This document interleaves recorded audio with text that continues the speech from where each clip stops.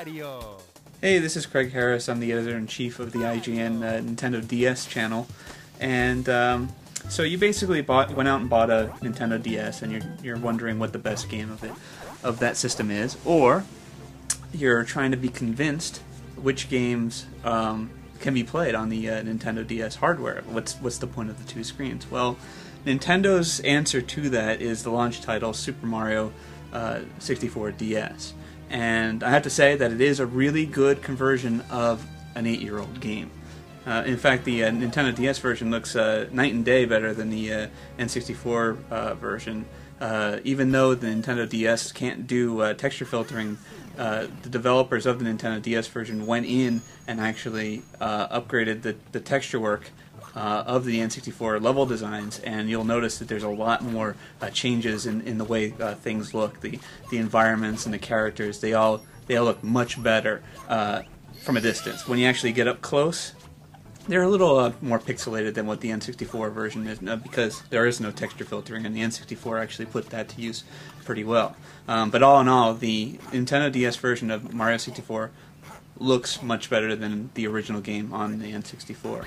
So you have 4 playable characters. You have Yoshi, Mario, Luigi, and Wario. And each of the characters have their own special, unique abilities. Mario, Wario, and Luigi are essentially the same. They have the same moves, but they're tweaked ever so slightly to take advantage of each character's personality. Mario's the overall normal character. Luigi has a bit of a spazzy jump, and Wario is kind of the big lug. He can like punch things and take down walls and bigger boulders and stuff like that. And that actually comes into play in some of the levels. This game was made for a system that took advantage of analog control. The N64 was the first console that actually introduced out of the box an analog stick. So Nintendo created a game to get people to use it, and that was Super Mario 64, and it did it really well. The control was really done really well on the Nintendo 64. Now, it's kind of an odd thing that the launch title for the Nintendo DS is a port of a game that, focused on analog control, and the system itself doesn't have an analog stick. So you can play the game with the D-pad, using a button combination to run and walk, which does kind of get clunky.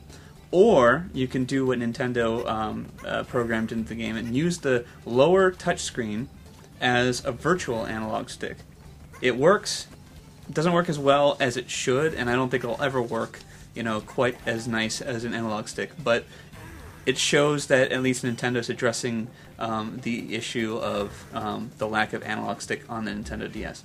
What Nintendo has added to the game are unlockable mini games that actually are made specifically for the Nintendo DS's 2 screens touchscreen. Actually, some of the mini games that Nintendo have created for this game turn out really well, and it's actually encouragement to go through the adventure so you can unlock and see exactly what the designers have come up with for dual screen touchscreen.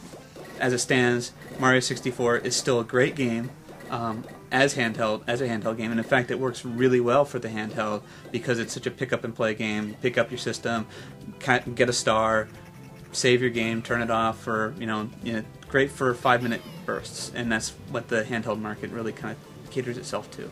Mario 64 DS, great game. It's not the killer app. It's not going to sway you to the dual screen touchscreen side if you haven't been convinced already. But if you really wanted the Nintendo DS, this is the game to get, and I think you really should add this to your collection as the first game, because it really shows off what the system's capable of doing, even if there are a couple things that it doesn't do quite nicely.